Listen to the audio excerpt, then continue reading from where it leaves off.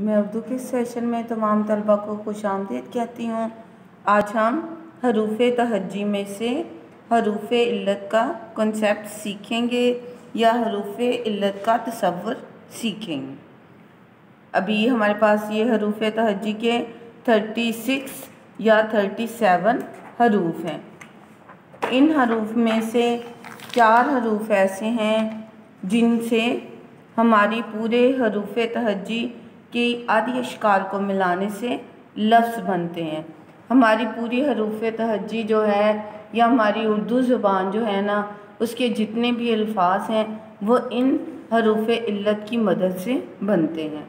और ये हमारे पास हैं 4 ओ, ई, ए, अ। फिर से ओ, ई, ए, अ।